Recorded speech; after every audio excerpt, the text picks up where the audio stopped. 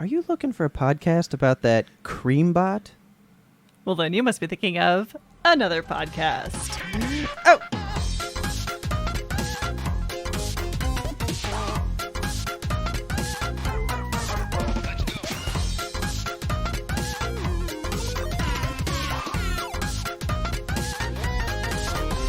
Good evening, Kelsey. Spooky evening, Robert. Spooky evening. It's Halloween.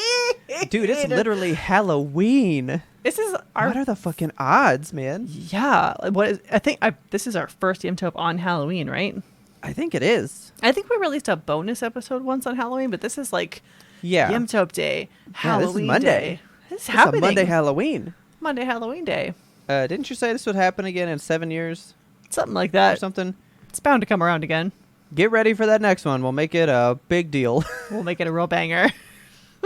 because we've talked about going hard for Halloween with certain We have. things, and this would have been like the best one. I Because know. it's the day. But So that's just next hard, man.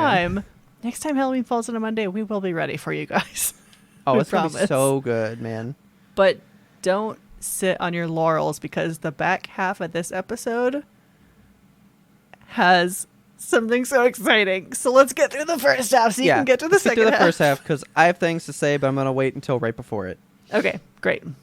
Okay. Okay. How's your life? No.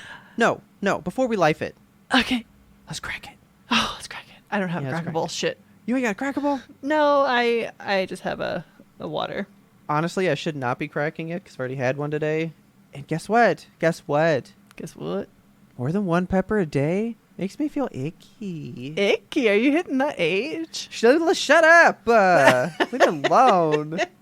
I don't You know. can't do the 10, 2, and 4 anymore? I don't know. I don't think I can. Kind of fucks with me. But I'm fucking having a second one. Oh, yeah. Bust it open. Get into it. Yeah, still good though. So, the spooky Mhm. season is upon us. Yeah. I can't life is sleep. Yeah. Oh life's- no. I don't think this is related to spooky season in particular. I think it's just related to the season of life that I'm in right now. Yeah. You know how my body, whenever I get stressed out, my body's response is like, let's give you sleep paralysis and Yeah, your night body terrors. becomes a conduit to the spirits. Yeah. So I have been having not full on sleep paralysis, but definitely a couple of night terrors lately. Okay. And you know how I've described to you before, like during sleep paralysis episodes, I feel like a heaviness on me, and then I'll see Yeah. figures standing over me. Yeah. There is a thing that's been happening. Okay. So I have been seeing like dark shapes over me in the night. Okay. And every time I do, I'm like, oh, fuck. And then I wake up and I realize, like, that's my curtain. It's just a curtain. Whew. Okay. Just the curtain. And then I fall asleep and I wake up and it's, fuck, the curtain's still there, like, every single time. Because we have, like, these dark blue blackout curtains in our bedroom. Yeah. Okay. And I was like, you know what? I think it's time to just... Rip Get- that shit down. It's time to get white curtains because I can't emotionally handle having dark curtains in my home. Because now they just look like ghosts. I mean, I put the white curtains up.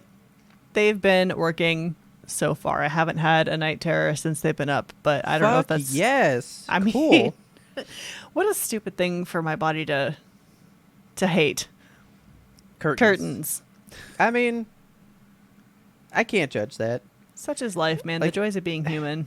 Every time that I've had like really dark curtains like that, they were always behind my bed though. So like when I looked Ugh. out, like they would be behind me. Like I couldn't see them. Yeah, but they can So- see you. Yeah, but like I don't know. Like would I have been like, I literally cannot see that.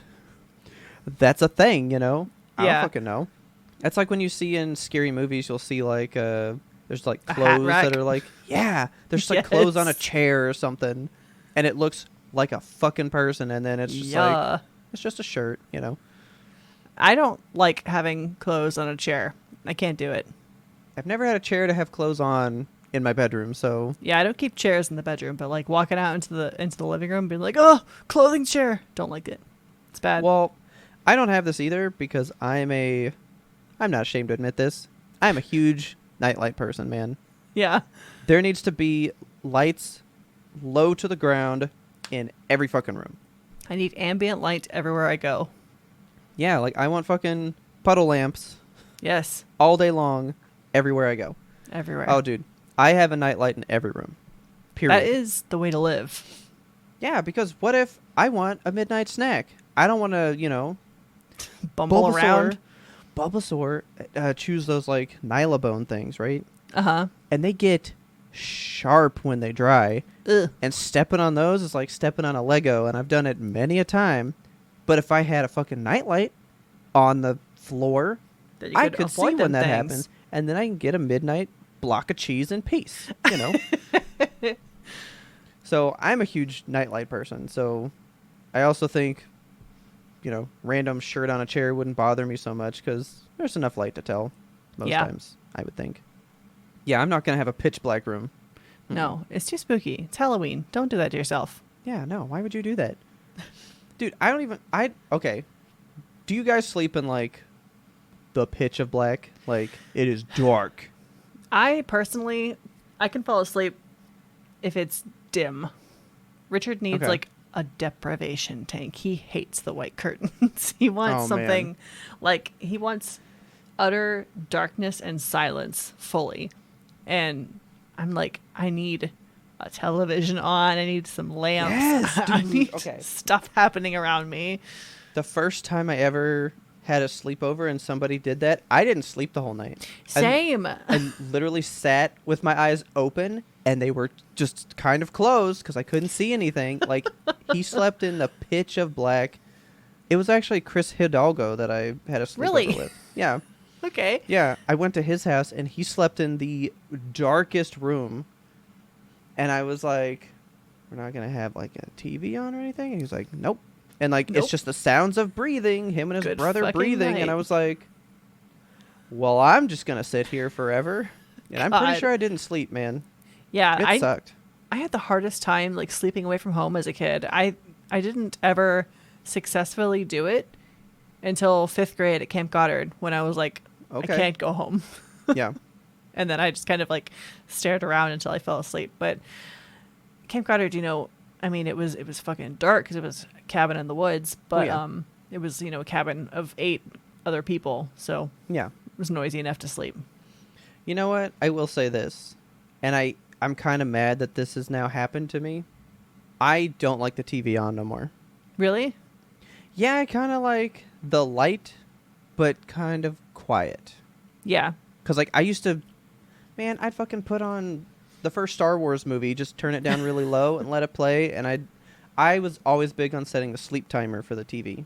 Oh. Let's do like an hour. I think it'll take me that long to fall asleep, and I would do that. And then some nights I'd be like, oh, I got it turned off. I'm watching the movie now, Yeah. But like I always had the TV on. I always did the sleep timer. And now I found that like I'll like turn something on, and I'm just listening to it. So I'm like, I can't go to sleep. Like I'm just listening to a movie now, Yeah. and I have to turn it off. But I have to have a light on. Hmm. So I go the Hue bulbs, right? Uh-huh. 5%. And I usually do like a dark blue or a dark purple. Yes, I love colorful lights. It's so fun to see Yes, the colorful dude. lights. They're so nice. You shouldn't sleep with a blue light though, because blue is like not good for your eyeballs. It makes your brain not do melatonin. Oh, so that's why I've had such bad dreams. Yeah, there you go. Because I've been doing the blue the past few days. You should sleep with a red light apparently. Well, that's It's fucking sinister spooky. as fuck, but Yeah. yeah, Okay. it's creepy, but it works. I will try that. I'll try our Yimtope review eclipse light that I had that time. Yeah. Yeah. Okay. I always sleep with, or when I was growing up, I would sleep with a green light. That makes sense. It does. It Just does. for who I am as a person. Well, that sucks. I mean, it's getting I better. wish you many good dreams. Thank you. I don't like that. You know what I do like? What do you like? Remember how I went and saw Terrifier 2? I Kinda do. told you guys about it, and it was like doing like mildly okay. It was a one night only event. Yeah. I was looking at the movies the other day, and it was playing again What the hell? for like a solid week. Oh wow. So I look it up, and it did so well, they just kind of brought it back. Fully? Just like, let's make this happen? It's a fucking movie. You can just go see it. Goddamn. And it's kind of killing. All right. Like, it's doing good. So I got this random news story sent to me, and it just says, Terrifier 2 can't be stopped. Oh. Ultra Slasher carves out almost $2 million for the weekend, totaling $5 million at the box office. That has got to be so much more than the budget, right? I would imagine. And this is crazy. So you know how a movie will come out and it makes like a certain amount of money, and then it always drops off in week 2. Yeah. So it's like, oh, it dropped 50%. Like, half the people went to see it this week opposed to last week. Right. This one actually ballooned and went up 84% the following weekend. What? That never happens. Yeah, it's like word of mouth is really spreading, and it's like it's getting more money every week at the theater. It has been such a good year for horror, man. It really has. And I just can't believe that this is that successful. And now that you said it, I kind of want to know what his budget is. Because remember, it was completely crowdfunded. Yeah. Don't even. Dude. What? My mind is blown. It's such a cheap movie, guess. dude. Let me guess.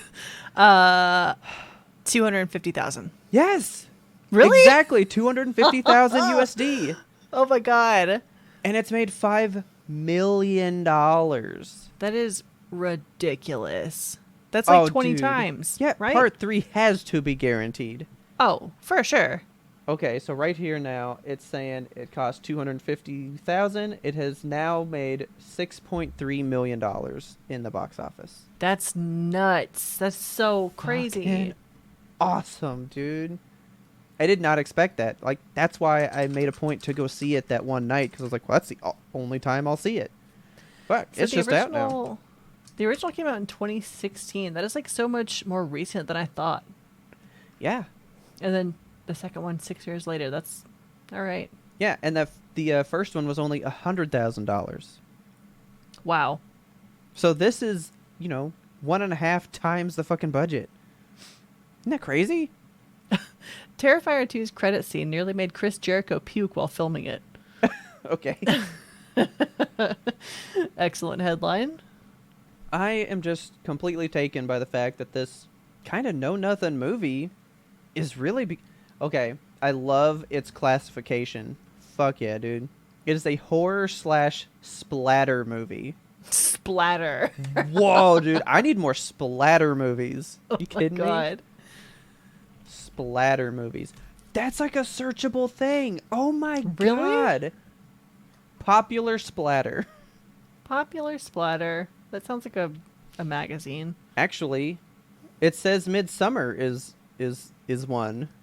Really? Maybe because of the ending. Huh. Maybe you just have to have like a gush of blood somewhere, I mean, that's so many horror movies these days, though. It says Ready or Not is one. And I can see that. Okay. So splatter's not technically, I guess, like full-blown all kinds of gore. It's just like if you have this type in it at some point, you'd be called splatter. Is Bodies, Bodies, Bodies a splatter? It is not on the list. It says Evil Dead's a splatter. Maybe, I don't know. Okay, it What says The qualifies as a Shallows is a splatter? splatter, and that is not true. Splatter movie. Yeah, I don't know that I'm buying this. A splatter film is a subgenre of crime films and horror films that deliberately focuses on graphic portrayals of gore and graphic violence. Okay, so it's just got to be a really graphic movie. Oh, Evil Dead 100% then. Displays a fascination with the vulnerability of the human body and the theatricality of its mutilation. Okay, then I'm buying Okay. this. Yeah, okay. I'm buying it. You got it. Huh. So yeah, we just learned that on Halloween today. Hell yeah. So yeah, I just wanted to quickly hit you with Terrifier's making it, man. This is interesting for horror movies. That's really cool. Yeah. But now to take it in a weird way, I have something interesting for you. Okay. There are about 10 houses for sale where we are right now. And you're buying one of them. No. Good. But like everybody's leaving. Everybody's picking up and just hightailing it out, right? Were you guys built on top of like a haunted graveyard? No. But like all these homes are going, they're like appraising for like 1.5 times what they cost beforehand. Like, Jesus. like it's really good, right? Yeah. Well, the house across the street sold 2 days after the sign went up. Like somebody bought it immediately. Ridiculous. And nobody has moved in. That was like a month ago. Weird. And people keep coming to the door. And they stand there and then they leave. Did they ring the doorbell or do they just like stand there? They just stand there and then they leave. I don't like that. And there's like a little sign up front. So I was like, I'm going to go read the sign finally. The house across the street is an Airbnb now. Gross. I have a barbarian across the street now. Oh my God. But yeah, so like somebody bought it up and it's just like an Airbnb now. That sucks. I think the house behind me is an Airbnb because it's like a rotating cast of people all the time. Yeah. How does that make you feel? I hate it because they don't put out their trash on the right day. There's like constantly garbage in my alleyway. It's people that don't care for the property and they don't care about shit around them because they're not going to be there anymore. So they'll like run their cars late at night, have a party in the backyard. And it's like, this is a suburb. Yeah. I guess I didn't think about that because I was like, I don't care. But I didn't really think about the trash aspect It and stuff. sucks. Like the rudest people live behind me. I swear to God. There's like a really cool car back there right now, and I'm like, maybe I'll hotwire it. Maybe it's my car now. It's like this vintage, Why not? Yeah.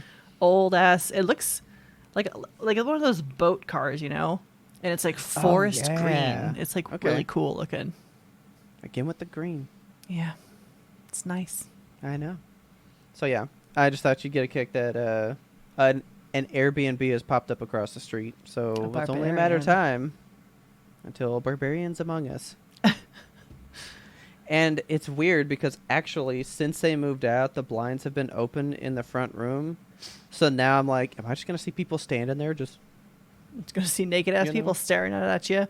Probably so. I'm going to have some regular Kenneths over there. Oh, no. Don't say that to me. God, I'd forgotten about everything about Kenneth. No, I never forget Kenneth. That was a thing that I wanted to tell you. But because it's the spooky season... It's spooky. We wanted to do something with spooky movies, some kind of something, and you had a great idea. Yeah. So I know that we talk so much about movies and horror movies in particular, and there's always recommendations flying back and forth, but I wanted to get a definitive list together. And I had originally narrowed it down to 3 horror movies, but then we decided 3 horror movies and then an extra one. Like that might not be horror. Maybe it's a thriller. Maybe it's just something in the genre that is not something spooky-ish. Yeah. So I wanted us each to give each other 3 to 4 movies that we must watch. Okay. These are like, we're going to watch these ones.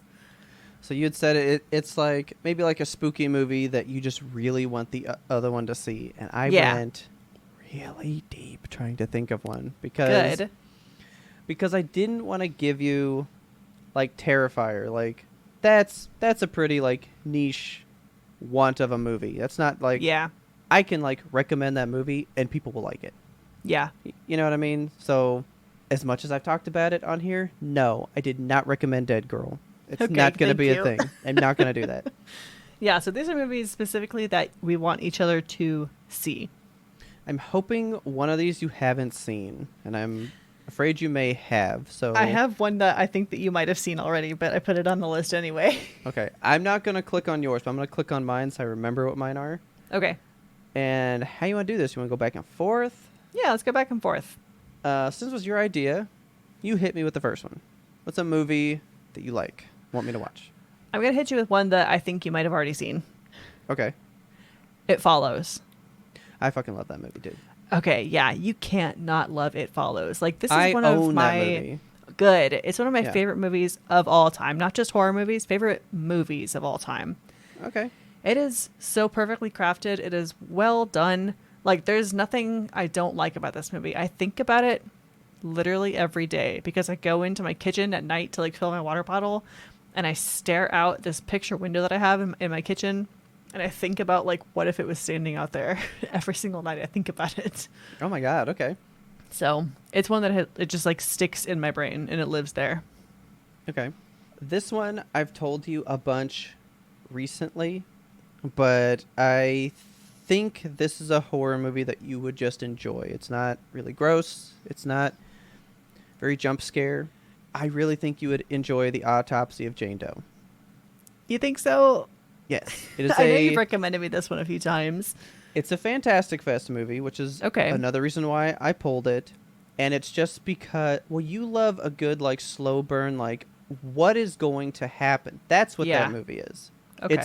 It's not scary in the sense of, like, oh, creepy, or it's not, like, really gross. It's really creepy in the mystery, like, how can this have happened to this body? And how can they keep uncovering new things that have happened to it? Because it doesn't make sense. So now you're like, I can't understand why this body would reflect these things, you know? Yeah. And then when you kind of get to the point, it's a pretty good little like, well, I never would have thought of that, you know? Okay. It's a good, solid movie. I think you would like that one. What year did that one come out? Ooh, like 2014?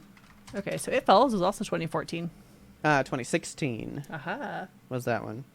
That's just a good movie, man. Plus, it's another like one evening movie.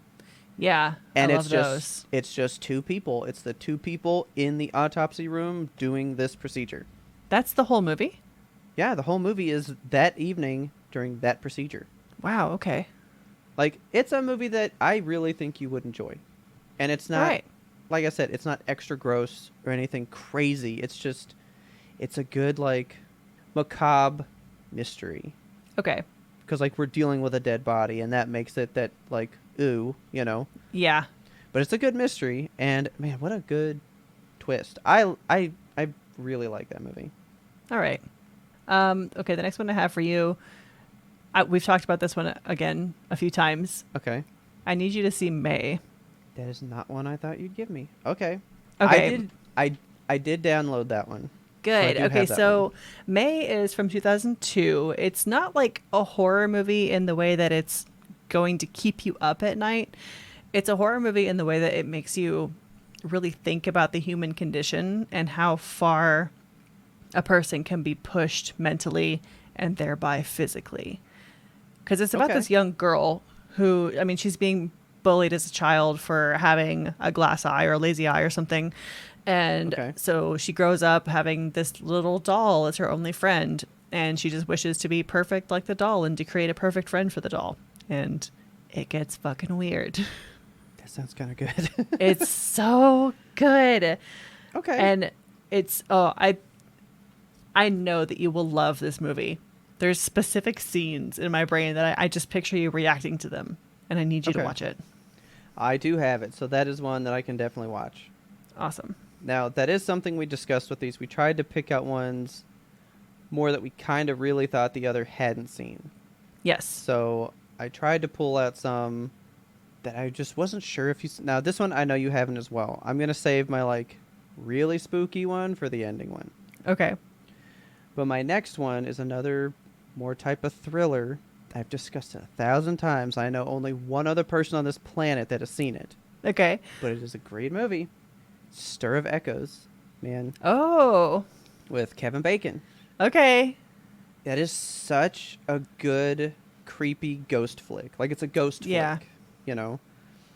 You know, ghost shit freaks me out. So it's not like Paranormal Activity where it's like we never see this thing and it's just torturing me. It's almost a crime thriller. Okay. Because the whole thing is Kevin Bacon gets hypnotized because he's like the stick in the mud guy. Everybody wants to party, but he's always like, oh, we should go to bed soon. We have to do stuff for the kid. And, like, he doesn't ever let loose, you know? Okay. So while at this party, they're like, let's hypnotize him. And he's like, yeah, that's not going to work on me. And then they hypnotize him, and he literally loses the whole evening. He doesn't know what happened. Shit. And this, I I think you'd find cool. They're like, dude, we literally did like a lot of stuff to you. They're like, we actually poked your hand with a needle and told you to bleed on one side, and you Ugh. did. Gross. Because like when you're hypnotized, apparently like the body just does what it's told. So like Yeah. they said bleed on one side of this hole, and that happened. You know. But they were like, yeah, and then we told you to just like open your mind, like open the door in your mind or whatever. But it opened a door to a ghost that's in his house, Ugh. and it basically, now that it can contact him, it's like, please help me find the person that killed me and unjustly left me in this house. That's pretty Like, cool. I need you to find my body because there's a clue to who did it, and then you can get justice for me. And Okay. it's him like trying to think like, is this even real? Should I even try this? Can I find this? Like, I don't know how to find the body. She doesn't know where she is because it's just dark where she is. Yeah. So it's like, how do I find you? My family thinks I'm crazy. And so it's like a crime. Because, I mean, it is about a crime that happened. And Yeah. it has a satisfying ending and kind of a weird little question at the end that doesn't mean anything. Okay. Unless there was a part 2. But it's like, I just kind of skim over that part and just remember, like, the core mystery part. Okay. You know? Is this your movie that was not exactly a horror movie, or? Yes. Okay. Then I will give Because you. I thought of one other one that I didn't put on the list, but it came to me throughout the show. Okay. All right. I'm going to give you my not exactly a horror movie, Okay. The Game. Oh, you talked about You that one so have much, man. to watch The Game. I want you to go. I don't think you know the twist to this one, right? No, I don't. No, Okay. I know nothing about this movie. I really want you to go into this completely dry. So it's a David Fincher movie, so you know it's fucking good. I do like David Fincher. It stars Michael Douglas, so you know it's fucking good. Okay. Like, I love this movie so much. And I feel like not a lot of people like it. It's not, when you think of David Fincher, you don't think like, oh, The Game. Like, that's his movie. Like, it's one of those movies that is kind of an underdog. You know, it's more of a cult I will classic. say, I have heard shit about that movie. Like, people, Yeah. the people that have seen it fucking hype that movie up. It's so good. I want to watch it again just because I haven't seen it for like a long time now, and it's one of those movies that I could go back to over and over and over again. I mean, how can you not like it? He did 7, bro. And Yeah. I love 7. Who doesn't love 7? What's in a box? I know what's in the box. What's in the box? He did Panic Room. People love Panic Room. Yes, I little don't baby Kristen remember that movie Stewart. very much, man. You don't remember little baby Kristen Stewart passing out and needing to have a candy bar fed to her or something? I rented that in 2002 when it came out. So I was like, what, 12? Okay. And I was like, this movie's Yeah. boring, dude. I loved it. I need to see it again. He did Who's the main- Zodiac. Jodie Foster? Yeah, Zodiac is Yeah, fucking Jodie good. Foster. Yeah, that's it. Yeah. Zodiac is a good movie. It's What got a all my weird boys in collection it. of movies. Because then he did The Curious Case of Benjamin Button. What? And then The Social Network. Yeah, I did not know he was Benjamin Button, though. Yeah. And then Gone Girl, which I've actually still never seen that Oh, either. you gotta see Gone Girl. That one's a really good movie. I have it because I'm like, I kind of want to know like what the deal is, and I don't know the twist for that either. I know there's like something, Good. but I don't know. David Fincher's such a good director, man. So okay, The Game, for anyone listening, it used to be on Netflix. It doesn't show that now, so I don't know. Damn. I'll find it somewhere. Yeah. Now this is like my movie that I had my like epiphany with, and I was like, ooh, I'm gonna give Kelsey this movie. Okay. I'm hoping you haven't seen this movie. But, like, I was looking up, like, scary movies, you know, and I was, like, coming across franchises, and I was like, yeah, it's a good one. Yeah, she's seen those. And I wanted something that I really thought you hadn't seen, and when I saw this one, nothing I looked at could top it for me. I was like, this is one of my favorite, most strong horror movies I'd seen in the longest time. Okay. It's not Ouija. That movie just fucked me up. But this is, like, a good movie. All right. I want you to watch Insidious. Oh, okay. I haven't seen this one. That movie is so good. It is so full of creepy scares throughout most of the beginning. Ugh.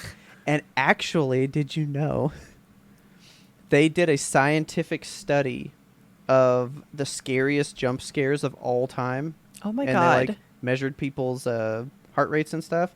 Yeah. And this is actually number one. No, I don't like jump scares. Because there's one. There's only one in the movie, and it's the scariest one of all time. Oh my God. And you know me, I don't get jump scared. Yeah. Like I really don't get jump scared. I remember that jump scare. Ugh, fuck. Like, and that's the thing. You know how jump scares are like the loud noise, the like, wah! The like, Yeah. the violin strings or whatever, right? Uh-huh. This isn't even that. It's not loud. It just comes so out of nowhere that you have no other reaction than to be like, what the fuck? And like, you get Yuck. scared, dude. Okay. Like, it lives in my brain. Like, So this that is kind scene of- lives in my brain. It's like a poltergeist type movie, right? So they have a son who slips into a coma, Okay. essentially. And, like, years go by. And supernatural stuff starts to happen around the house. And it turns out their kid can astral project. Oh, shit. And one night when he astral projected, he got lost in, I believe they call it the Further. Huh. Is like this other world where like demons and souls live and stuff, and Creepy. something is holding his soul back because it wants to take over his body. Okay. And it gets bananas, this movie. It is one of my all-time favorite scary movies. I think I put that on my list, actually, when I did my top 5. Okay. That's a solid movie. The rest of them are like, meh, like they get okay. But that first one, you need to have the sound down for the opening. Okay. Because I will admit, the openings to these, they're all the same. It's the name of the movie with the violin strings, and it is obnoxiously loud. Okay. And then the rest of the movie does nothing like that. All right. But like, you're talking payoff, you're talking twist, you're talking good scares, striking images. That's a solid fucking spooky movie. All right. It's a class act movie. I love it. And how can you not like a creepy movie that uses Tiptoe Through the Tulips with Me as like the spooky What? song? I Yeah. did not know that. Okay. Yeah. It's a good movie. Yeah, this movie did kind of ruin that song for me. Okay. Like, I picture the thing attached to it now, and I'm like, I hate that song. Yuck. All right. Yeah, great movie. Okay. Ready for my last one? I'm ready for your bonus. This is not the bonus one. The game is the bonus one. This is the one that is like Okay. solid, good horror movie that I need you to see because it is one of my favorites of all time. It is from one of my favorite series of all time, my favorite director of all time. Okay. You need to see Night of the Living Dead. Oh, I knew this was going to be on there somewhere. Need to see it. I know you love George Romero. To get you, Barbara. It's so good. It's just classic. It's black and white horror. Which is solid. It is fucking solid. It's 1968. It's not like, you know how some horror back in the 50s and 60s was just like so fucking cheesy. It was funnier than it was scary. Yeah. This is not that. Like, Okay. there are scenes in this movie that it's the way that they do zombies is so timeless because it's not something that's like a prop, you know, it's a human being that is the personification of death. It's why it's why I'm drawn to zombies is because I'm drawn to the concept of death and its inevitability. And this movie, this whole series of movies, but this one in particular is just such a good launching point for it. I love it. It's perfect. Chef's kiss. So, I had those 3, and that was all I had. But then I thought of one now. Okay. I don't really recommend it, but I would like you to kind of partake one day. I've talked about this one too. All right. I just don't want you to get fucked up by it. What's it about? Because if it's the nightmare, I'm not gonna watch it. It's totally the nightmare. Oh my god, no. I've been itching to watch that again. and I kind of want to watch it again. You know I can't. I know, that's why can't. I'm gonna recommend it, but like, I don't think you can. No, if I watched it at a loud party where it was on in the background and we were hanging out, maybe Okay. I could watch it. Like, I kind of just want you to see it more for the fact of like, there's like the sleep paralysis that you know, Uh-huh. but then there's because nobody's the same. Yeah. Nobody has the same shit. And really, it's the fact of the one where he was seeing something, and then his girlfriend woke him up, and she was like, "What was that black cat sitting on your chest?" And he was like, "We don't have one." And so she saw something, but it wasn't even the same thing. Yeah. And she was awake. Yeah, dude. Sleep And I paralysis died inside. is fucking creepy. There's physical manifestations that have been reported many a time about it, and it messes me Yeah. up thinking about it. Like it creeps me right out. Am I going to watch that movie tonight alone? Oh, I don't think you are. I mean, I'm home alone tomorrow. Don't do that to yourself. I can do it, I think. No, I don't think you should. I probably shouldn't, but I kind of want to. I don't want you to. Because I already told you, I saw Twin Girls for like a couple weeks after I watched that movie. I know. Yeah. It's a good movie though. It's not even trying to be scary, which is the problem. Mm. It's just informative. Yeah. But 'Cause the it's like concept, a documentary, right? yeah.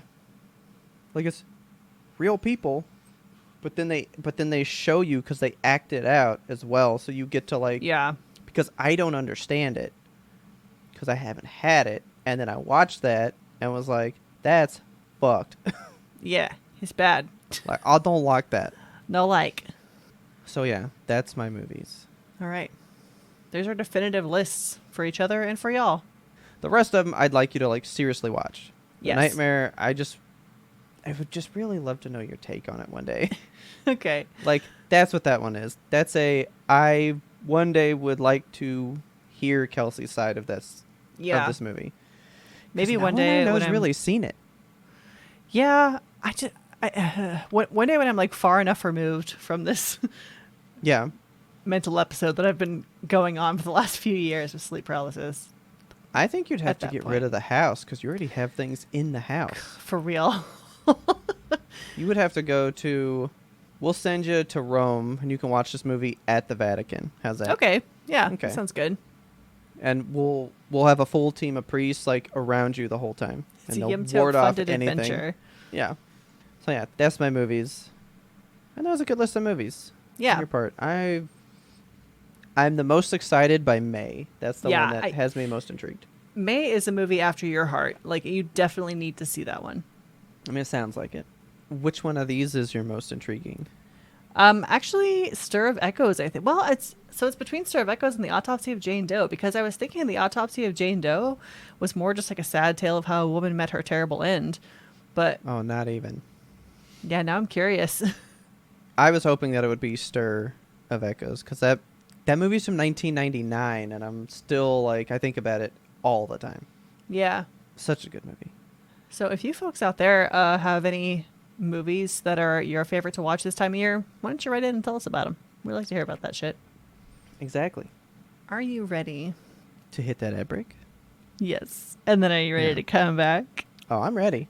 Okay. All Is the right. audience ready? Are you guys ready? Oh, we just got to get out of here because we got to get back. Ah, We gotta come get on. back. Let's go.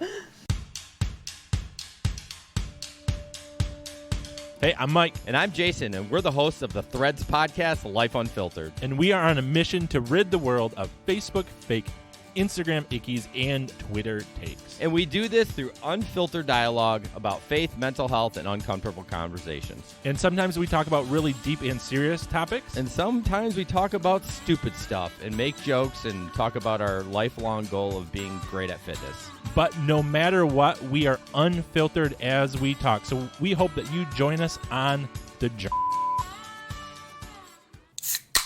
Okay, first of all, I did not know Calvin and Hobbes like fucked around, dude. Yeah, Calvin and Hobbes like goes hard. Oh, I gotta find Calvin Hobbes. Start reading that shit. Yeah, dude, he like found one with like there was one where he found a baby raccoon, and it died, and so his dad's having to teach him about like death, and you can't save everything that you meet and shit. Horrible. And I was like, what the fuck? Jesus. Calvin and Hobbes go hard. But anyway, they did one where Calvin is selling lemonade. Okay.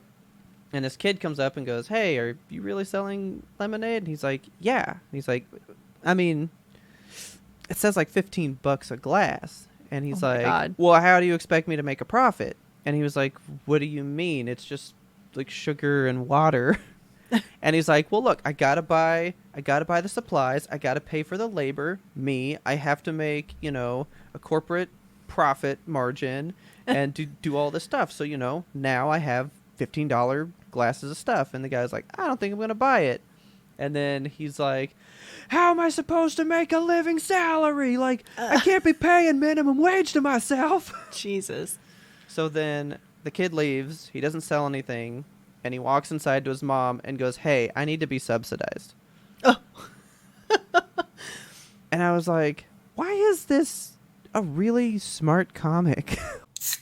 If you guys enjoyed that little bit of the pre-ramble, you can get that full bonus episode by going on over to patreon.com/YMBTOAP. That stands for You Must Be Thinking of Another Podcast.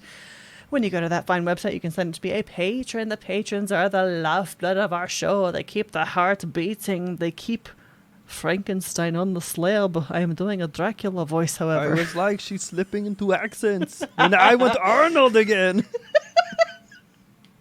If you want to support this horrible show, please get yourself some Yimtope gear over at the Yimtope Apparel store. It is cold season. It's by cold season, I mean cold and flu season, but also it's cold outside. Get your flu shot and then go buy a hoodie. The link to the shop lives in the show notes. Thank you so much to all of our supporters, whether you're a supporter monetarily or just listenerily. We love you all equally. Now, let's get you on back to that regularly scheduled, amazing, incredible, beautiful content. Okay. Should we introduce this clip? I guess we should. Yeah. So here's what I wanted to say about it. Okay. We have a thing for you guys. And yes, it is Halloween. It is a Yes. spooky episode. This next bit is not spooky. No. It is, in fact, a celebration of Yimtope to me. Yes. This is a thing that has been so ingrained in us since like early days of the show, and this is like one of our favorite months. It's when we do Yes. some of the most of our work.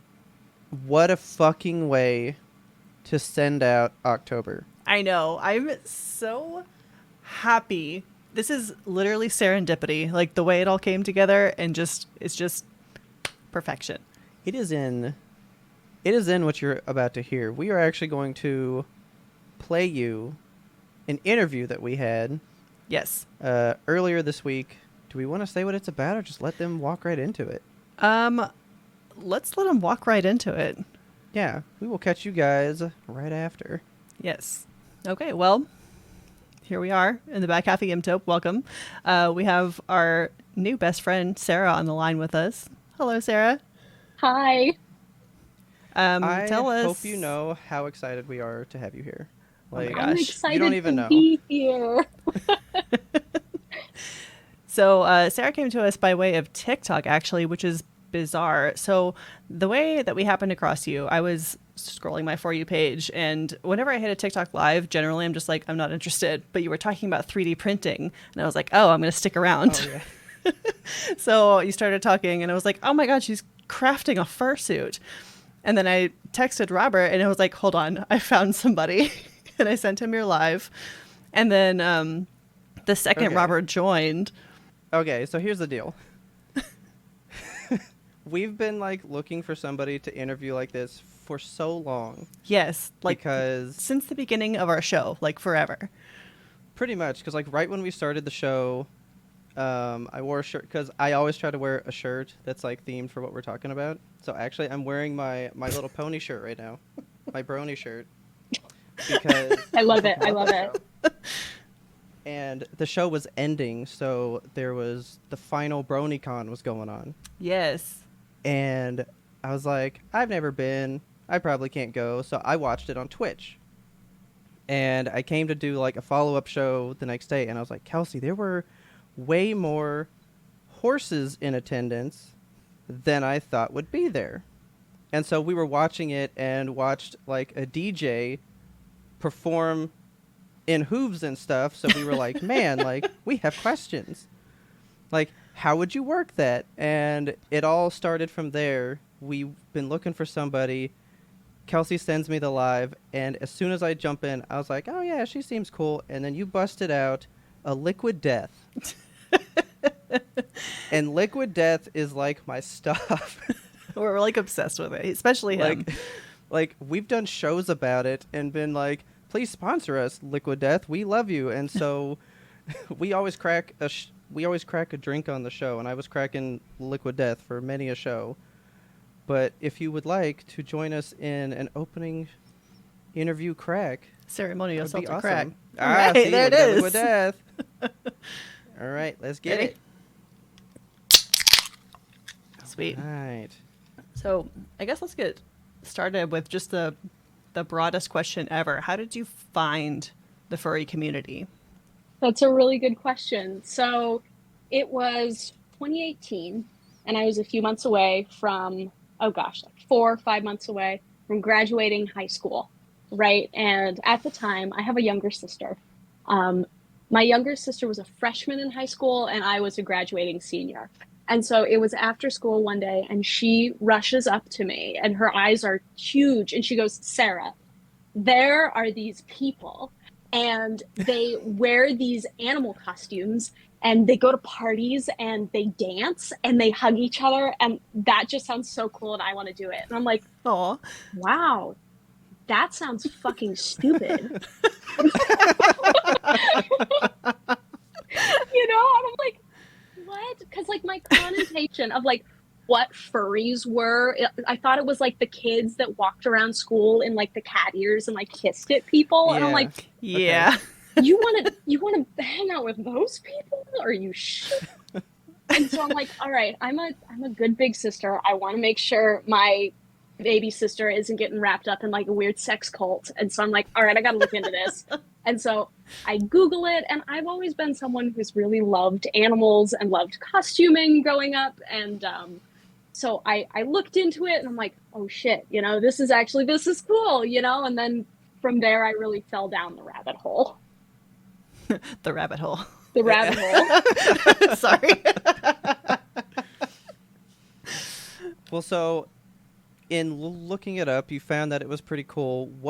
What's your favorite part about the community now that you've been part of it since then, for like 4 years now? I think the fact that the community so deeply fosters creativity in the way it does, it's something that I've experienced nowhere else outside of furry. Because so many fandoms like centralize around a piece of media.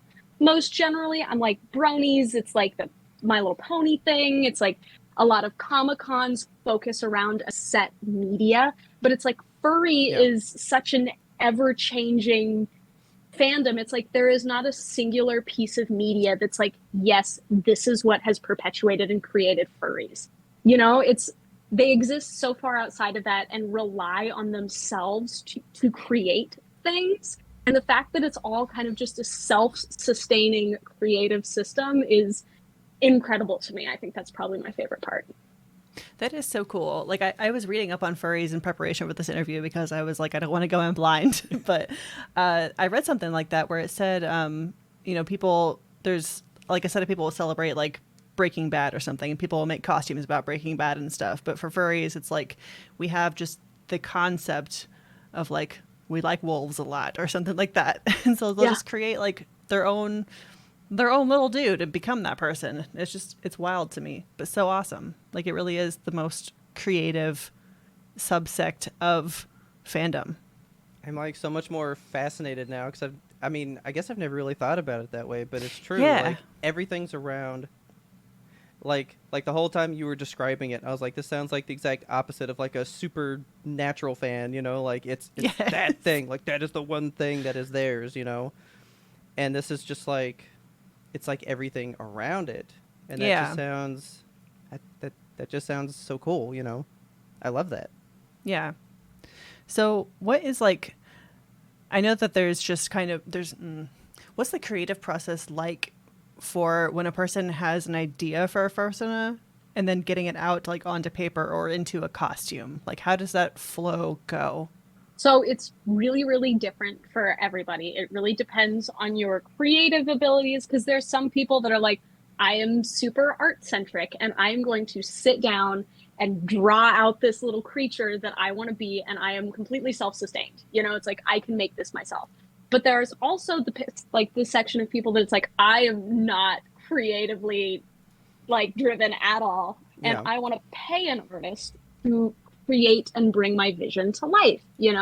And so there's a bunch of different ways to, I guess, in a sense, acquire a persona. You make it, you bring your idea to an artist. Hell, you can adopt like existing designs. That's something that I offer to my clients is I work with an artist to whip up a design. I make a suit and I auction it off to the highest buyer so they can get like just here's a character in a box, sort of thing. But Okay. yeah, so that's just kind of like the basic, like how a persona is created, I guess. Yeah. I guess it I would be was gonna different for say- everybody. Yeah, because we had interviewed a cosplayer one time. Cosplay has been ongoing for so long, and the idea of how you even came up with a costume has evolved over time. So we had somebody on, and they were like, if you didn't make it yourself, you were viewed as like, nothing. Like that's Trash, bad. garbage. You need to be making it from scratch, sewing it by hand. If you bought that, absolutely wrong. But now the community has shifted, and now it's just as long as you're willing to kind of be the character and have fun with it, who cares where your costume came from? And it's like the whole mentality has shifted. So we were kind of wondering that too. Was it ever viewed different? You need to make your own because like you sell them, and it seems like everyone's still into that. So it seems like that's never really been a thing in that community. Yeah, I wouldn't say that something like that has existed in the world of furry ever. That's like you gotta make your own, but a lot of people do. Because I mean, you gotta realize how expensive these costumes are. They are Yeah. thousands of dollars, tens of thousands of dollars. And someone in middle school going to their mom, and being like, "Hey, can you buy me a $2,000 animal costume?" It's like it's not gonna work out, So a lot of furries will make their own costumes because fursuits, I mean, like as someone who makes fursuits full time, it's like fursuits for the vast majority of people are financially inaccessible. They're ungodly expensive, rightfully ungodly expensive. They take a huge amount of time, crazy amount of time to make. But like, I totally understand. They're not accessible for everyone. So there is absolutely a large section of people that make their own. And I don't know if you've seen on TikTok at all while you're scrolling, but those like dinosaur masks. Yeah. Yeah. So those are little dinosaur masks, and you could get those suckers for like 15-20 bucks at like Walmart and Target, And so it's like kids who $2,000 animal costume is not accessible go to these little brick and mortar stores, buy a mask and paint it and decorate it themselves, and they're like, hey, now I can play, now I can participate in something that was originally inaccessible to me. So no, I wouldn't say that there is a stigma against like you have to make your own, because there is a huge like clout market, I guess. I mean, I don't know if this also exists in the cosplay community, but there's like a huge clout market around my fursuits by so and so, and therefore I'm cool and now popular. So Interesting. Okay. that definitely exists. So there's like a Louis Vuitton of the I was fursuit about world. to say, Yes. it's kind of like a brand. A furry Yes. Vuitton, I see. Absolutely. Well, Okay. Huh. I never thought about that. That's Yeah. really interesting. There's also like a specific style for fursuits. So like you have a few set up behind you right now, and I've been looking at them, and they all have like really similar. There's just like an aesthetic about fursuits that looks quite similar from designer to designer, from an outsider's perspective anyway. Like I've only ever seen a few fursuits in my time, but they all have like similar eyes, similar noses and mouth shapes. Is that like like a hallmark of the community, or are there designers that are like, no, I'm going to be different, I want to make weird oblong heads only? Or is divergence of style encouraged, or is it I was all to say that's Kelsey's art student coming out in her. Oh, okay. So you're an art student. So you're Yes. gonna totally get this. So you know how artist to artist you can look at something and go, that's Van Gogh, or Yeah. that's Da Vinci, and the styles completely dissect from each other. And you can look even in modern artists. It's like, I'm gonna commission this person for this style of landscape art, and I'm gonna commission this person for cartoon art, because it's like the same person oftentimes will have different things that they specialize in, and so the same is true for fursuit making. Is a lot of like established fursuit makers will have things that you can look at it and go, that suit was made by that person, and I can just tell. So Okay. that's very common, is art styles within suit making. Okay. Yeah. Cool. I've seen the eyes that kind of like track you thing. That is amazing. Those freak me That out, is but like in a super good cool. way. Well, yeah. I can explain how those are that cool. works if you want. Sure. Yes, please. Yeah, so you know how in like haunted houses, or I know Disney does it, where the painting's eyes follow you? Yeah. Yeah. So it's the same exact concept. The way that works is that the iris and pupil of the eye are set back a slight distance from the surface of the painting.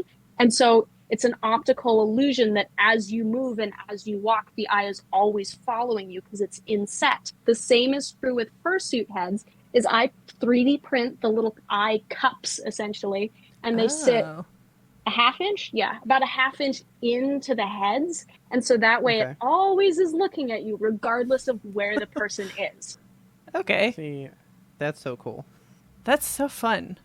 There's so much more ingenuity than I think the average person thinks that goes into these. Like, there's just so much to it. Yeah, like I'm sure it's kind of a feat of engineering to make those heads just like work. How do you see out of them? Do you see out of the eyeballs? Yeah, so the eyes, or at least my eyes, are made with something called PC PVC mesh. And if you're on PCs right now, you can probably look at your computer, and it's a little hole. I can show it to you. It has very slight holes in the mesh itself, and they're all perfect little circles. Oh. Okay. And this is used as like a dust filter on your PC. And so what I do is, through a process of sublimation, I print out on fancy paper with a fancy special ink, and then I use a heat press to transfer the ink onto the mesh, and you see out of the back of the mesh. That's so fucking cool, man. Just the whole concept of like, it makes me wonder, like, I don't know how long fursuits have been a thing in the community, but like what are the advances, that people have come up with that we just don't know from an outsider's perspective? Like, I'm sure the eyes used to be made of something completely different, and people are coming up with new stuff all the time. I was going to say, Yeah. I just remember when it was just like a head and hands, but now like Yeah. it's head to toe. It's The full everything, body. Yeah, no, there's definitely been a lot of leaps and bounds. At least to my knowledge, what we know today as a fursuit has existed since, I want to say, the 70s. That long. 70s, 80s. Wow. Yeah. So Wow. it's been around. I mean, shit, the first furry convention was, ooh, don't count me on this, but I want to say it was 86. Dang. Yeah, Okay. no, it was like, the furry conventions have been around forever. But there have definitely been leaps and bounds in how fursuits are constructed. A lot of people, like, early 2000s to like 2010 was like the shitty era of fursuit making. That's like, was that a safe, ethical choice to put that in someone's face, But like more recently, there's been like huge like changes in how things operate from about 2010 to today. There was like people used to make the heads out of cardboard. Huh. And of course you can't get those God. wet. You can't clean them. That's rank. Yeah. That's disgusting. There was like this plastic like embroidery mesh people used to model the heads off of. Now they're Okay. cast foam or sculpted foam. So it's like there's been a lot of jumps. It used to be for all the padding, it used to be carved foam. Now it's polyfill, like what's in your pillows at home. So it's like there's been a lot of changes, and a lot of them have been towards like comfortability and wearer safety and stuff like that. This sounds like Batman suits, like throughout movie and stuff, you know, like he couldn't turn his Yeah. head, and then it's like, well, now we need to do this. Like, oh, but Exactly. now it's heavy. We got to do this now. Like, And then You get them just- nipples just for fun. yeah, why not? You know. Yes. No, I would say for a partial suit, which is a head, tail, and hands, usually when I ship them out, they're about 6 pounds. Oh, that's so Um, That is light. not even bad. Right? Right? No, because It's like feather. the things we have changed and developed is to make them easier and safer to wear. Full suits, 15 to 20 pounds. That's not bad at all. No, not at I all. picture Not bad. those heads, and they just look like they would weigh like 20 pounds. Oh, like God, it would no. just be so heavy to wear around. No. That's fascinating. Okay, cool. I was curious. We were both curious on this. There's obviously a bunch of different animals and stuff within the community. Are there like animal cliques that exist? Like only the foxes hang out with the foxes or something? Is that a thing? That's so funny. No. Okay. Okay. Everybody hangs out with everybody. All right. There's no like wolf superiority complex or something. It's just everyone's on the same level. Yeah, no, everybody's on the same level, you know, because then if there was the wolf superiority complex, everyone would be a wolf, you know? Okay, So yeah. it's like, you know, Yeah. choose whatever you want. There's definitely like the funny, playful stereotypes that people give different people who have like different species. It's like, oh, if you're a hyena, you're probably like an edgy emo kid. Or, oh, if you're a fox, you're probably a femboy. You know, it's like, it's all of these like just silly little stereotypes that are meant to be Okay. playful and not serious. But no, there's nothing seriously cliquey in regards to species. Okay. Because I was totally like, you know, do like the foxes get together and they go, uh-oh, the dragons are coming by. Watch out for them. Look out. Okay. Are dragons still considered furries, or is that a different subset? So I think so they try to like differentiate stuff, and it's like, oh, anything with scales is called a scaly, but it's like it really just falls under the furry umbrella. Okay. It's furry. Okay. Okay. There's Okay. like there's someone with like a goldfish fursuit, and that's a What? it's a fursuit, What? you know. I've seen. Okay. Oh yeah, look up the I there's wanna look look up the this up. mantis shrimp fursuit. That's my favorite. What? The mantis What? shrimp fursuit slaps. I love it. Holy Dude. shit. Mantis I shrimps found are it. amazing. Oh my god, Google's Yeah, giving that me thing just a is treasure trove. Nuts. Dude. It's nuts.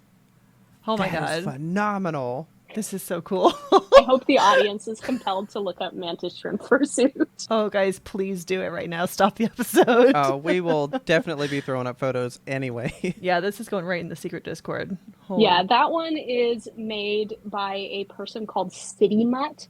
Extremely talented, really funky crafts. I have one of their suits. It's a bearded dragon, and it's again Ooh, okay. gorgeous. It's a really nice suit. Looks exactly like a bearded dragon. Amazing. So yeah, we were gonna ask, do you have a fursona? What is your fursona? So I have a couple of personas. I have a lot of fursuits, but I only have a couple that I would consider personas.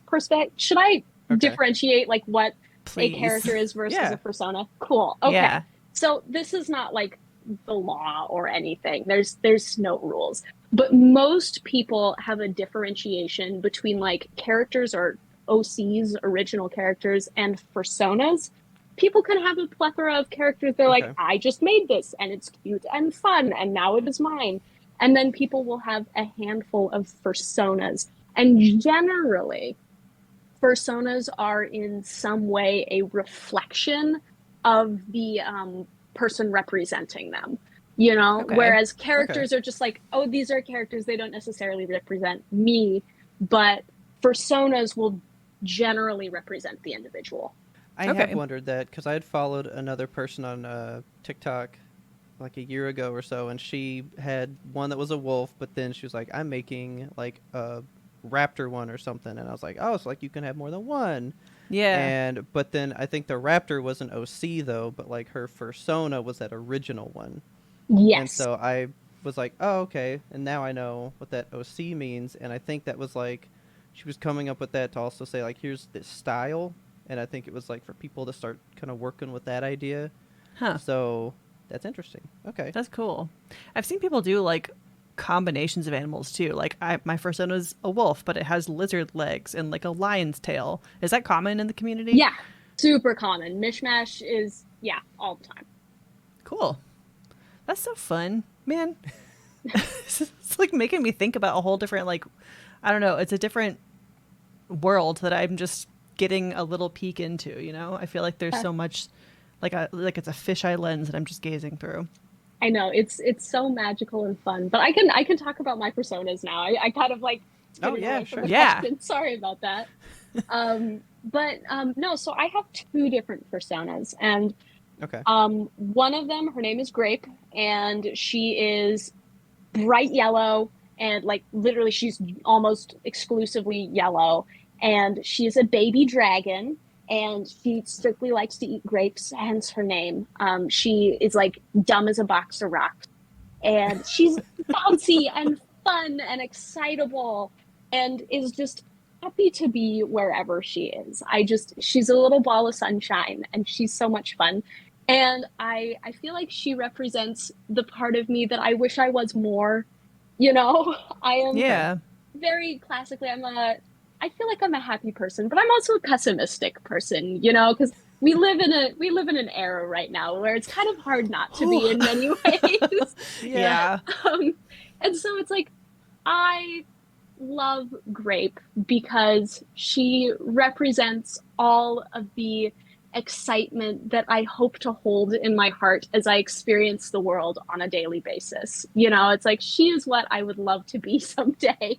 If I didn't live in capitalism, you know? Oh, man. I was about to say, you're speaking our language. Listen to like the last 20 shows that we've done. Yeah. We're just like, capitalism struck again today.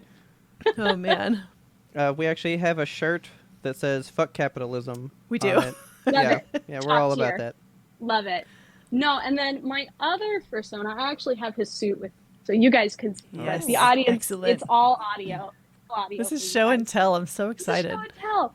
This is Atlas. He is, I feel like, more of an accurate representation of who I am, like, as an actual person experiencing the world. I don't know how to describe him because it's basically like describing myself. I feel like he's fun, but he's also got a more serious, realistic take on the world. He's a little bit more of a pessimist, but like, I don't know. He knows how to have a good time. I'd like to think. Those gold teeth. Yeah, he's got little gold. I was about to say. That's what Robert's persona would look like, just full girl of gold. Oh, good. I love that. I love gold. Gold teeth are the best way to go. And then just chunks the head. There you go, buddy. Goodbye, head. It's all foam. You know, I could toss it down a flight of stairs and he'd be fine. Yeah, it weighs like half a pound. It'll just float down there. It's super light. I was going to ask about that other head you have back there with the horns on it. What are those horns made of? So these ones are made out of, so large. Some kind of resin. This is the suit that you probably caught me in a live stream making. This one was just finished up the other day. But yeah, it's a type of resin that I believe it was cast off of actual antelope horns. I purchased them from a company. But yeah, I think it was cast off of actual antelope horns, and it's a resin, like a shell with a hard foam center. Cool. Yeah. Is it a hyena? So yes, that was kind of my goal. It's technically a hellhound. It's our Halloween suit that we're putting out. Very excited for that. But yeah, I was going for like a hyena kind of vibe. Nice. I was like, you're just gonna make Kelsey want to start making these things because she just got into resin really, really hard. So yeah, for sure. I mean, I'll make the horns. I don't know about the whole fursuit. You can't make a fursuit out of resin. Yeah. Be a little heavy. World's heaviest fursuit. So that one is really, really cool. But what's your favorite one that you've ever made? Oh, is your own the favorite one you've made? Is there one that you made for a customer that is? I don't make my own suits. I feel like it's chronic like artist issue where you are hypercritical of yourself. You're your own worst critic. And it's like, everything I make is garbage and it's the worst. And if I own it, I'll nitpick it apart. And so I commission other artists almost exclusively for suits. Okay. And it's like, spread the wealth, spread the love. Yeah. But yeah, no, it's just a picky artist thing. And it's like, if I have this, everyone else will think it's great. All of my clients love their products, but it's very much I will pick every teensy-tiny issue apart if I own this suit. So I don't make my own stuff. But Wow. as far as like a favorite suit goes, it's kind of like picking a favorite child, because if I say it's like, oh, this client's suit was my favorite, everyone else is like, I thought I was The your love favorite. wasn't in mine. Mom doesn't love me. So my general rule is I just tell people, I mean, like, it's like a parent, they do have a favorite child, but they don't tell the children. So Yeah. my default answer to this question is always, oh, the most recent one I've made. And so Yeah, it's there like you go. I'm equally spreading out the love. So the Hellhound is my There you favorite go. suit that I've made. Yeah, there you go. Don't want to hurt the head's feelings. I want to hurt his feelings. That's amazing. So we talked a little bit about like what a furry is in general. I know that there's like a big thing spiritually with like spirit animals and stuff in some cultures. Is this a similar concept? Like the animals has something to do with who you are as a person and that's why you were drawn to them, you think? Or is it just kind of a grab bag? Like, I like the look of this animal, so that's what I want to be. I would definitely stray away from calling something a spirit animal because that is Yeah. a very like religiously important thing. So it's like Right. throwing around the term spirit animal. It's like, oh, it's not the best choice. And so it's like, no, I wouldn't call personas spirit animals for that reason. Okay. But I definitely think it's more similar to, I just think this animal's neat. If I were an animal, I'd love to be this animal. And so that's just what it is. It's like, this is my favorite little guy. I want to be him. Okay. Okay. Yeah. Yeah, that's fair. All right. We did include one sex question. We can omit this part if you're uncomfortable. No, But- I am always happy to answer questions about the sexual side of the fandom because I feel like you either have the people really, really eager to answer it or the people that's like, sex is not real. It doesn't exist. Don't look at me. So it's like, no, I'm super happy to answer sex questions. Okay. Because I know that, like, so you said when your sister first got into it, you wanted to make sure she wasn't getting into a sex cult. Like, everyone, I think when you think of furries, the first thing you think is like, oh, that's a sex thing. Yeah, that's like the go-to everybody jumps to. 'Cause, Yeah. that's like the one thing. I guess just broadly, is it a sex thing? That's a great question. I answer this question all the time. Is furry a sex thing? Inherently, no. Furry is just about enjoying animals and costuming and art. It's like broadly that is what furry is about. Furry is not a inherently sexual thing. I mean, that would be super fucking weird, being that there's a bunch of children involved in this fandom. Yeah. Yeah. That would be weird.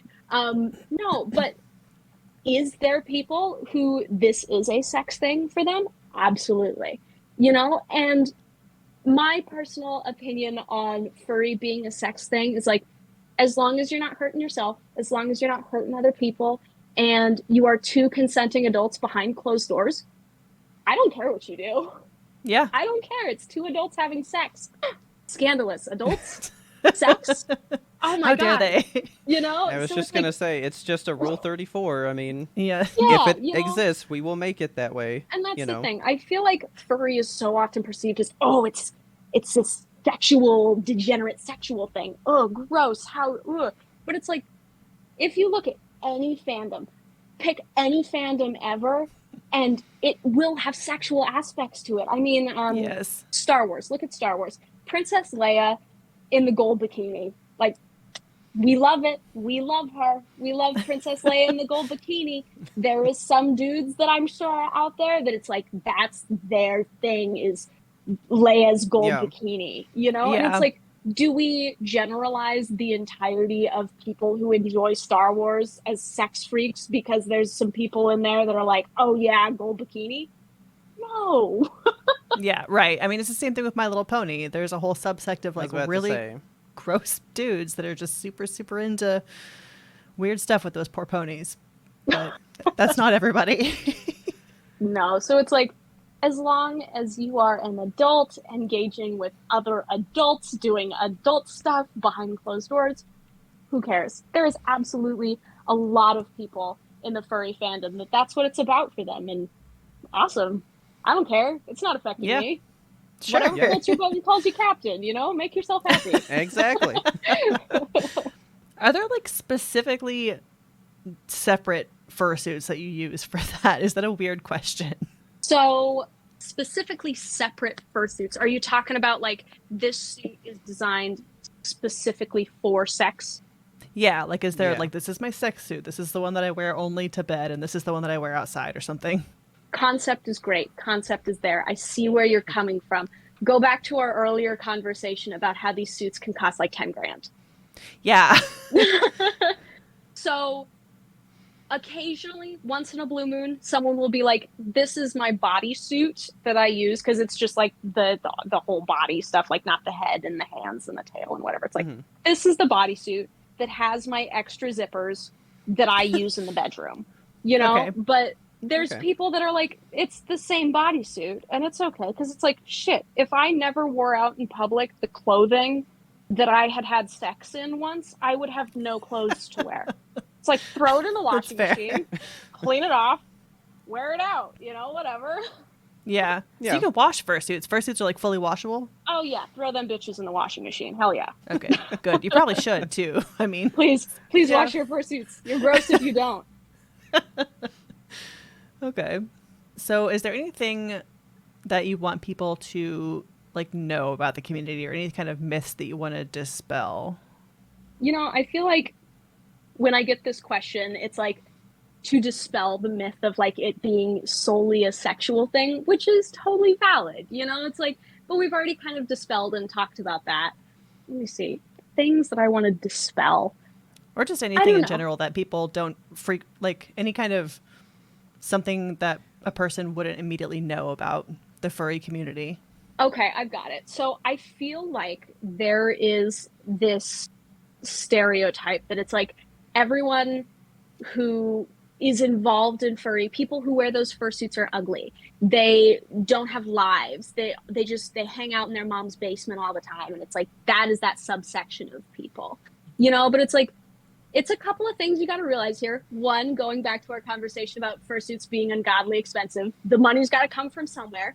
And it's like, as a fursuit maker, I have made suits for so many people from so many different walks of life. You know, I have a suit that I'm working on right now for a dude out of Thailand who is like wow. an engineer. Wow. I have another client who's in the Air Force and has put one of my furry stickers that I make on like a fighter jet.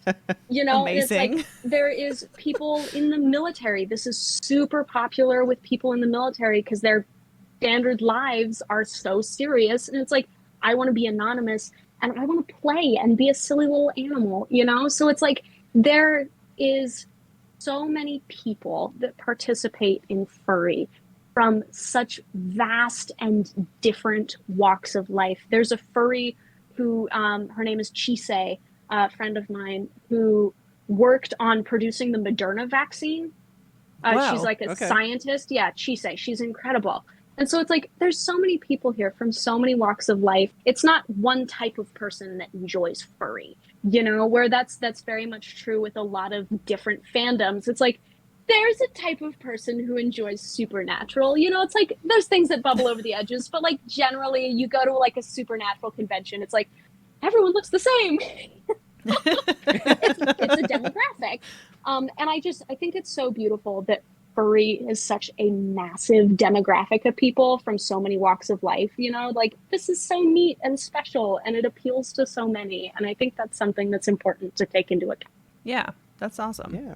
I was going to say, you pretty much dispelled all that, I was gonna say, I know that it's still coming up in the world. I was gonna bring up when Sonic Fox, I don't know if you know him, but he won Best Esports Player at the Game Awards that year, and he wore his suit up, on stage, and that was like a really big deal because people were like, I can't believe like he wore that on the thing, and to see it becoming more normalized, I think is awesome. So since you've pretty much dispelled everything, just is there anything that you would change about the community if you could? Maybe just how it's perceived, to just have everybody look at it without the judgment, or is there just anything about it that you wish more people knew?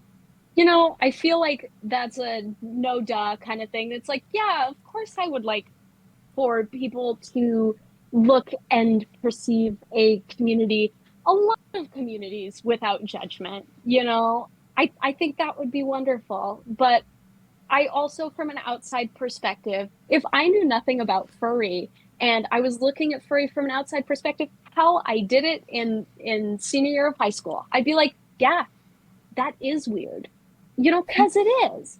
And there's nothing wrong with weird. And I think that's something that we as a society need to just get comfortable with, is weirdness. There is so many things in our world today that are weird, that are uncomfortable. There is stuff that I think is weird that I don't fully understand. But we have to look at it and go, is this hurting anyone? Is it hurting our planet? Are they happy? Are they affecting anyone other than themselves? Let people be weird. Let people be strange. Let people be unusual, and that's okay. And so I think that Absolutely is something that I would like to perpetuate just in the world in general, even outside of furry. That's amazing. Perfect. I love that. Yeah. I think that is a good one to end it on, if you are. Yeah. So thank you again for coming to talk to us. This was amazing. So you're amazing. So much thank fun. you so much. We love you too nice. dearly and deeply. We want to give you a chance to promote your social. So if you want to give us your TikTok handle, Instagram handle, all that, we can stick it in the show notes for you too. Yeah, absolutely. If you want to find me online and say things to me or enjoy my content, whatever floats your boat, you can find me on TikTok and Instagram at Spilt Grape Soda, all one word. Or you can find me on TikTok at Spilt Soda Suits, because TikTok didn't like the word grape because it has a bad word in it. Oh my God, really? Yeah. Yeah. They don't like Come the on, word grape TikTok. on their platform, so I couldn't have my I thought username. that's why we swapped to the word grape, because grape became the whole thing that people were saying. But okay. I know, it's tricky. Okay. Weird. All right. Thank you so much again for being on here and doing this with us. We appreciate you, and just big thanks to the furry community, I guess, for being so dang cool. I was so happy to be here. Thank you so much for inviting me on. This was a pleasure. Awesome. All right. So, there you fucking go. Was that not the best thing you've ever heard in your whole goddamn life? I mean, I know all of this was just in what you heard, but I mean, I can't get over the fact that like we've looked for this person. Yes. We have looked for Sarah for so long. We have craved a furry. We've needed this in our lives. We're so happy to have met you, Sarah. I still can't believe you came on the show, and we're just such a perfect, wonderful interview. I can't thank you enough. This has been a dream, and now it is realized. Yes, like you don't know. I think I even said the same thing like 5 times after we were done. I was like, you don't understand. You don't even know how much this means. We just love you. But my God, just like, I mean, I guess it is what you said, just serendipity. Like all the times like we had failings in finding something, it all, yes. God bless the broken road, led me straight to you. I mean,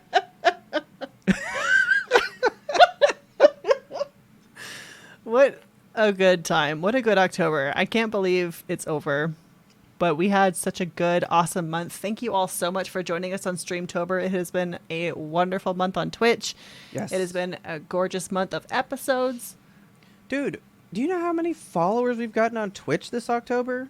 How many people More? have been like coming back regularly as like well? more than we've had in the past 6 months. Yeah, it's been a great Streamtober. It's been a good Yimtober. Good It Yimtober. really has.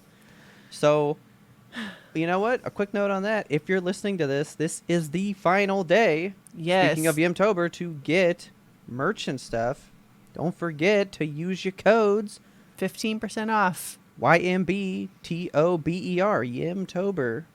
All caps. Gotta go out there today. Hopefully you listen to the show early in the morning. I don't even know. Like, I'm just on cloud 9 with the interview. It was fantastic. I have a really important question for you. Yes. What's your persona? I really thought you were going to be like, so are you one now? Are you furry now? You know what? It's a very compelling community. Isn't it? I Like- did not expect to fall in love with furries in this episode. Like, truly, I'm intrigued. I'm captivated. They're fascinating. I want to know them. Which is why we wanted to do that, because we only know what social media or just media in general portrays. And, you know, every movie's going to show, like, oh, that's the weird thing, you know? Like, Yeah. that's going to be, like, the easy scapegoat stereotype to throw into something or I think whatever, that's been you know? our struggle for getting a furry on the show to interview, because we've had a couple that were like, we threw out lines and we kind of caught something, but then they got scared and ran off. I think Yeah. people are worried that they're going to come on and we're going to make fun of them, or we're going to be like, tell us about your shitty community, tell us about your weird sex cult. And that isn't what we wanted. We just wanted to know. We just want to be your Yeah. friend. We want to know what makes your heart tick. I think we discussed it after last time, and honestly, I would have to probably go a shark, man. I think I would pick a shark because it would help overcome the fear. You know? Okay. It's I think- brave. Yeah, that's actually like a pretty good one. I'm into that, but I would have to have gold teeth, though. Oh, yeah, for sure. Oh, yeah. Oh, yeah. What is I wanna be your a- persona? I want to be a deer. Oh, cute. Yeah, I think deers are cute. Like a little reindeer for Christmas, you know? Yeah. Have some antlers, some cute ears. I mean, I think everybody would have been careful not to use a certain word when I say that. Everybody would have picked me for a fox. I think you know what other word I was going to say. But because I love foxes and like I'm into Robin Hood Oh, yeah. and that dude, that's sexy fox, man. He's a sexy fox. I know. Ain't but no shame in that. I think I would go because we looked up shark personas after and I expected them to did. be more scary and I was like, these are kind of cute. Yep. Like that would be fun. So I think a shark sona would be my thing. Amazing. So again, to the super lovely Sarah Spilt Grape Soda, you were the loveliest guest, the loveliest person. We truly thank you so much for coming on the show and helping spread everything that you told us to our community of people, because I know Yes. they're going to eat this up. You are a complete treasure and a half, and we can't thank you enough for being on this show. Yes. So with that, do you want to go work on our fursuits? You ready to fursuit up? Let's do it. If you loved this episode, please tell a friend. That's the best you can do. Word of mouth is the best way to get the good Yimtope into brand new ears.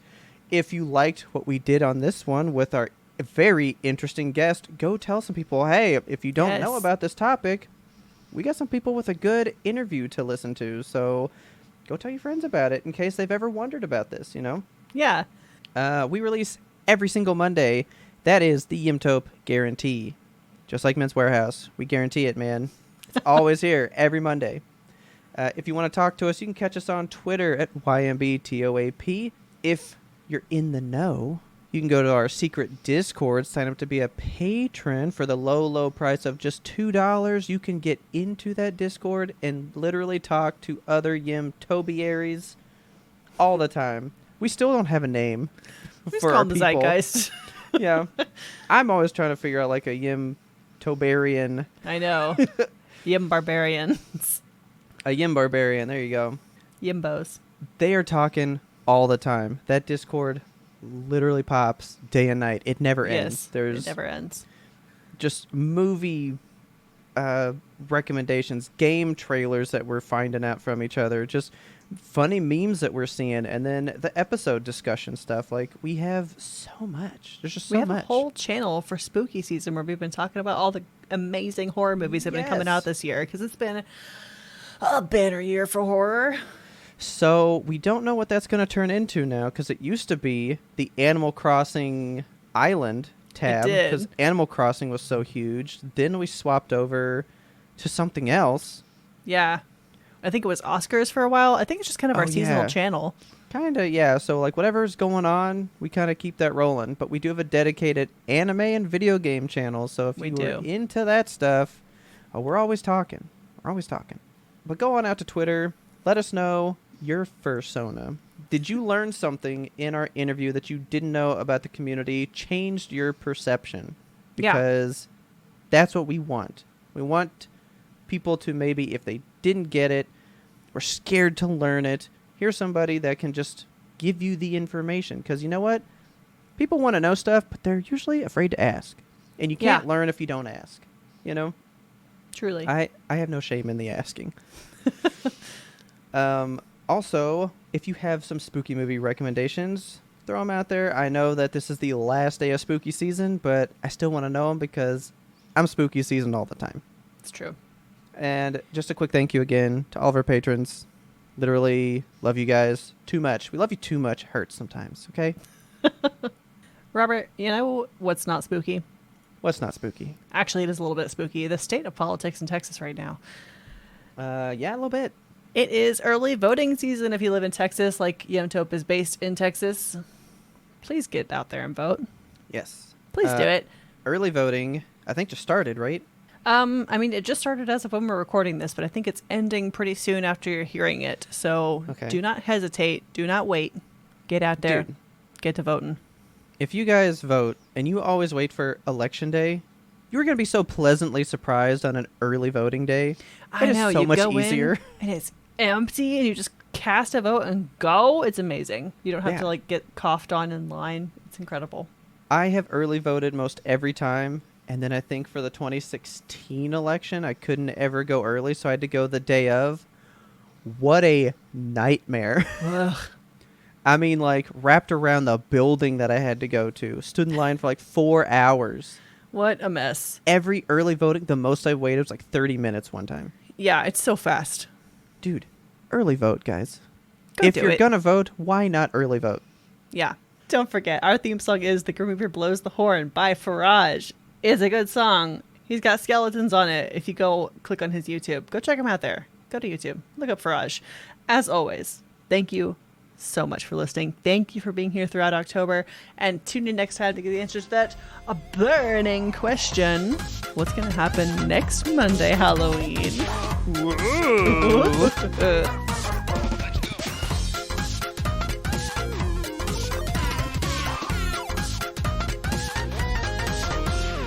We had one more important sound we wanted you to hear. I need a shirt now that just says, I slipped into Arnold again. Don't forget, our theme song is The Grim Reaper the Grim Reaper Blows the Horn. Okay, 1 minute here.